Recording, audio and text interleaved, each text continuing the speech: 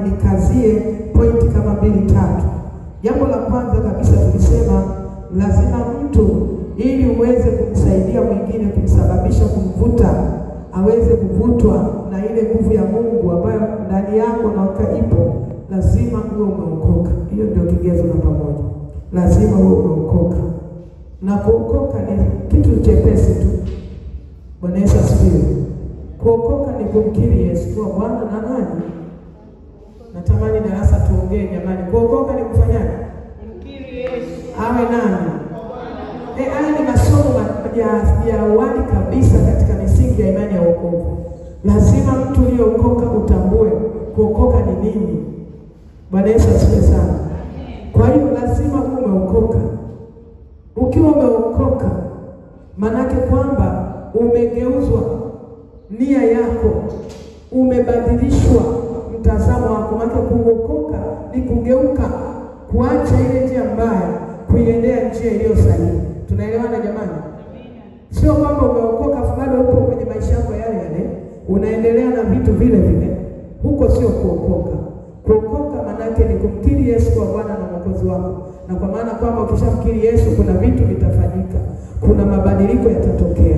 Kuna mageuzi yatatokea. Maana yake utageuzwa nia yako. Bwana Yesu asifiwe sana. Ndio maana katika Wakolosai sura ile ya kwanza na ule mstari wa 13 anasema naye alituokoa katika nini? Twende kwa haraka pale. Wakolosai sura ya kwanza na ule mstari wa 13. Biblia inasema hivi, naye alituokoa katika nguvu za giza, akatuhamisha na kutuingiza katika ufalme wa mwana wa pendo lake. Bwana Yesu asifiwe sana.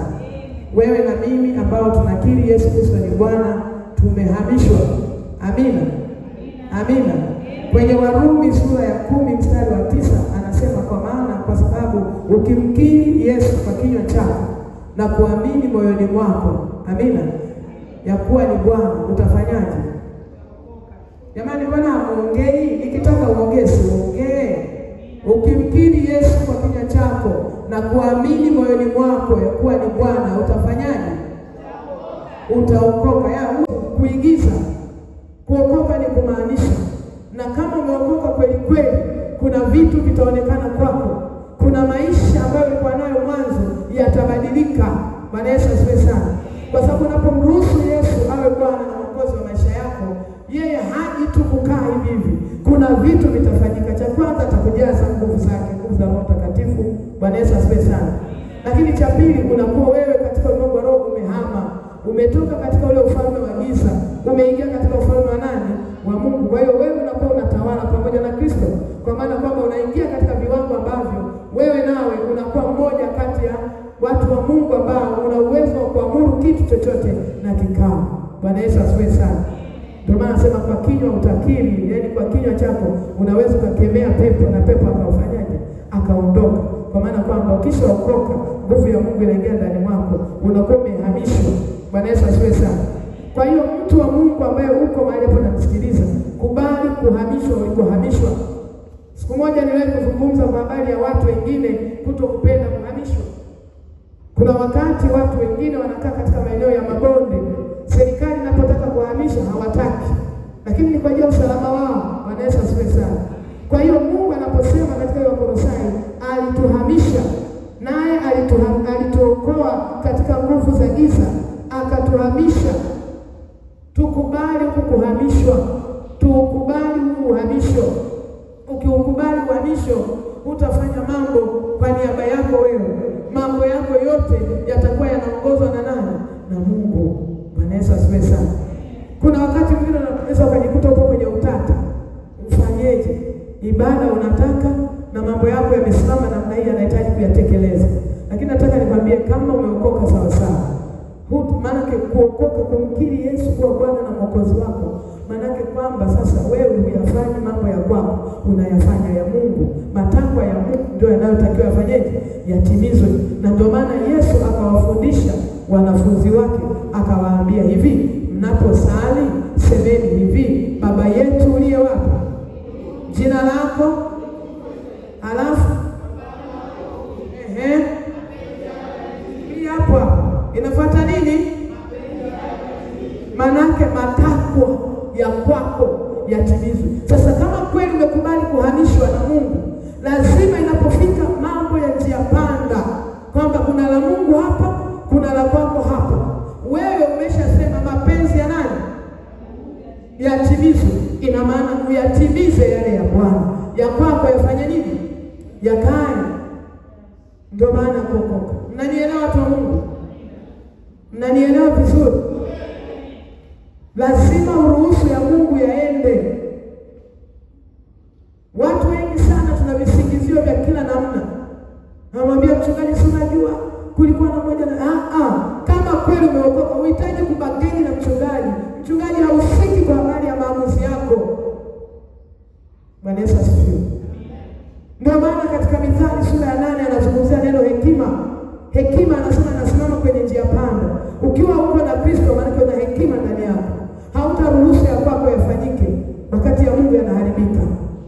Mtu yeyote mwenye hekima ya Mungu ataweza kuyatimiza ya Bwana, kwa sababu huyu Mungu, hayo mambo yako unayofikiri unakimbizana nayo, yeye ana njia ya kuweza kukusaidia wewe ili uweze kupata mpendo kirahisi tu. Wakati unanielewa mpaka hapo, mwambie jirani yako okoka sawa sawa. Mbona ongea au hamtaki kuokoka? Sema okoka sawa sawa. Tikise tena, mwambie okoka sawa sawa. Mwambie usiwe mbabaishaji huko ndani. Leo upo, kesho haupo. Leo umesimama, kesho umeanguka. Leo unasema Yesu anaweza, kesho unasema nimekwama. Yesu anaweza siku zote.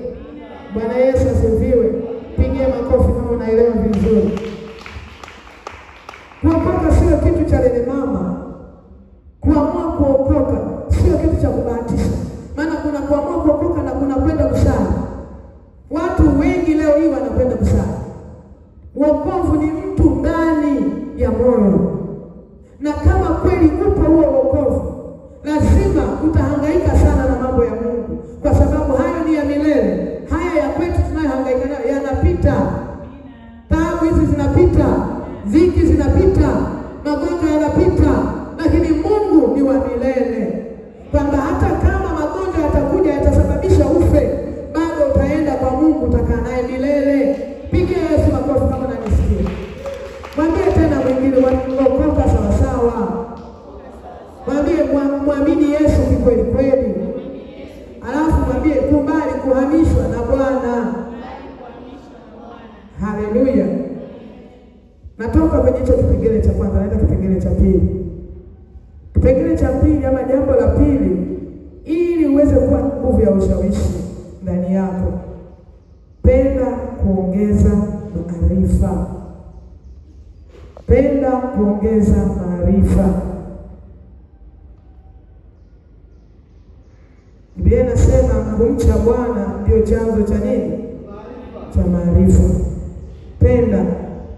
Kama kweli umeamua kuokoka sawa sawa, ukawa ndani yako una roho ile ya kumcha Mungu.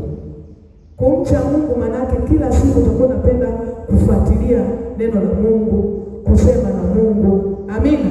Kumsikiliza Mungu. Mungu ndio kina ama kisima cha maarifa. Mungu ndio chanzo. Ndio maana Ayubu na Mithali vinasema kumcha Bwana ndio nini? Chanzo cha maarifa. Lakini pia katika Nabii Hosea 4:6 anasema watu wangu wanaangamizwa kwa kukosa nini? Kwa hiyo unaweza ukawa umeokoka. Bwana Yesu asifiwe.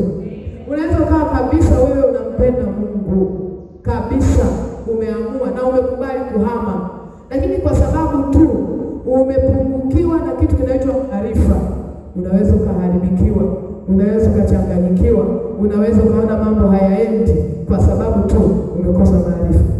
Maarifa ndio mpango mzima wa kukusaidia mtu aliyeamini kuweza kuona fursa katika ulimwengu wa roho na kuzileta katika hali ya kawaida ya kibinadamu na maisha yako yakapaswa. Bwana Yesu asifiwe sana. Penda sana kuongeza maarifa. Kwa nini upende kuongeza maarifa na kwa namna gani? Katika chochote unachofanya, chochote. Si tumeongoka wote tuko huko ndani. Wiki iliyopita katika semina nikasema ile siku ya kwanza, nikawa nazungumza kwa habari ya mtu kuitunza nafasi kumpa ndani ya ufalme wake. Hakuna mtu ambaye ameokoka amekuja kwenye nyumba ya Mungu eti hana kitu na Mungu. Hicho kitu sahau. Mnanielewa nyewe watu wa Mungu? Mnanielewa vizuri? Narudia tena. Katika imani, katika wokovu, katika ufalme wa Mungu, hakuna binadamu ambaye Mungu amemuita katika ufalme wake awepo katika nyua zake awe hana kitu cha kufanya. Hakuna kitu kama hicho. Mnanielewa vizuri? Sasa kila mmoja katika hicho anachofikiri kwamba ndicho Mungu amekupa kufanya katika ufalme wa Mungu, katika nyumba ya Mungu, katika maisha haya, ongeza nini? Maarifa. Tulikuwa tunazungumza wiki iliyopita, nilikuwa na mtumishi wa Mungu dada Teddy, mwimbaji wa nyimbo za Injili. Wangapi wanamfahamu Teddy Kamoga? Tulikuwa naye tukawa tunazungumza mambo kadha wa kadha kwa habari ya utumishi huu wa uimbaji.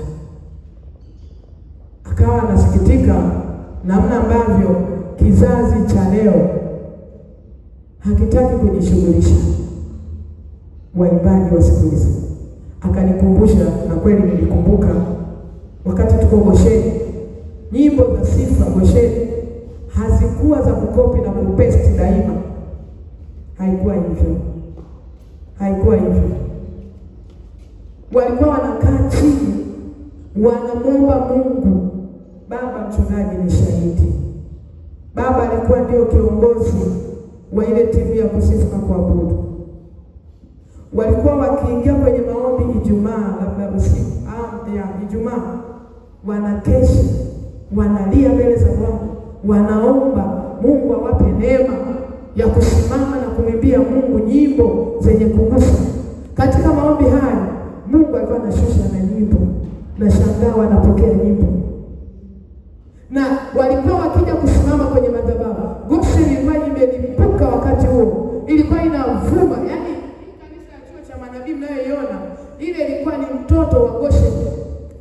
Chuo cha manabii. Alikuwa ni mtoto wa Gosheni wakati mchungaji Abudi yupo na mke wake. Chuo cha manabii ndio tulikuwa tunaenda kuwatia moyo. Walikuwa ni watu wachache sana. Halafu walikuwa hawajui yani ile kina cha utumishi, ile namna ya kufanya ibada kulikuwa bado. Yani Gosheni ndio tulikuwa tuko viwango vya juu. Bwana Yesu asifiwe. Bwana Yesu asifiwe. Praise and worship team ilikuwa ikisimama, watu wanaacha njia kupita, wanakatiza, wanaingia kwenye ibada, wanavutwa. Na hakuna siku tufanye ibada pasiwepo na mtembeo wa Roho Mtakatifu, yani katika sifa na kuabudu. Kwa sababu mchungaji Mburumo wakati ni shemasi na ni mwenyekiti wa kwaya na hiyo praise, alikuwa anahakikisha wanakaa magotini. Na siku zile kulikuwa hakuna mambo mengi. Ukiwaita timu yote walikuwa watu 33 ya praise and worship na kwaya. Ukiwaita tulikuwa tunaishi pale gereji pale. Ukiwaita na tulikuwa na nyumba kubwa, wanakuja wote, wanafanya ibada ya kesha wote, wanakuja na gitaa zao, wanakuja na vinanda vyao, wanaimba usiku huo, wanalia mbele za Bwana, wanagaragara, wanatafuta uso wa Mungu.